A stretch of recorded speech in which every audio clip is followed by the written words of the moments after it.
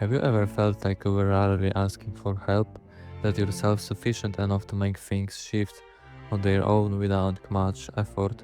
Something damaged you so deep you adapted to it without even realizing that shift.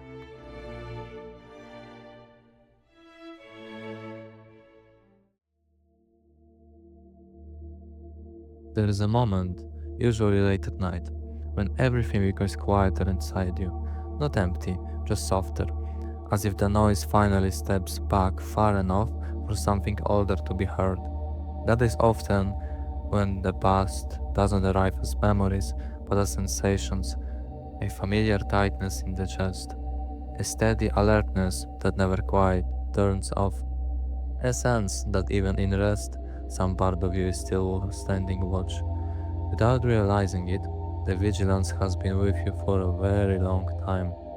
It began early, before you had the language for it. You learned how to notice what others need before they asked, to sense when the atmosphere shifted, to feel the difference between safe silence and the kind that meant something was wrong. No one explained this to you. Your body simply learned. This is how a child disappears, not by vanishing, but by becoming exceptionally aware, by shaping yourself around what was available. You discovered that staying attuned, staying useful, staying emotionally quiet kept things steady, so you did it again and again, not because you were weak, but because you were human. And humans adapt to the environments they grow in.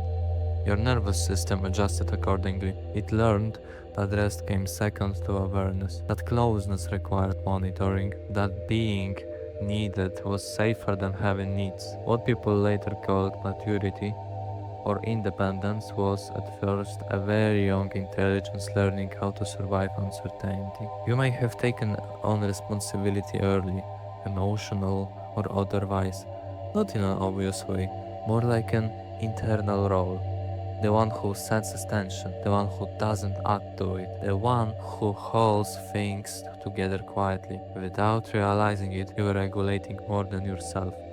And it worked. You grew, you functioned, you learned how to move through the world without asking too much of it. You became someone others could rely on, someone steady, someone composed. Inside though, the effort never fully stopped. What saved you then now imprisons you.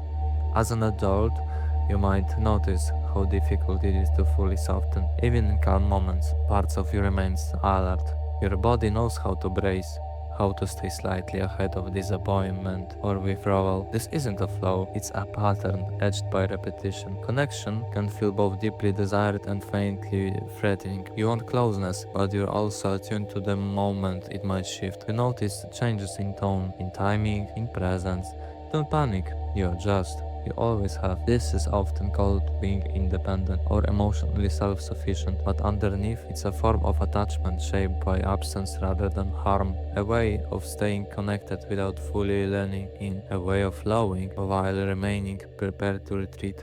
Your body learned that being too visible could cost something, so even now, when nothing is being asked of you, the memory remains. Not as a thought, but as a posture, a subtle holding, a readiness. There can be quiet sadness here, not loud enough to name easily, a grief for something you never exactly lost, because it was never fully there. The feeling of being understood without scanning, of being held without monitoring, of resting without listening for the shift. This kind of grief doesn't demand attention, it settles in gently, showing up as fatigue or distance, or the sense that life is manageable but slightly muted. Still, there is something important to notice. The same system that learned to disappear also learned depth, sensitivity, precision.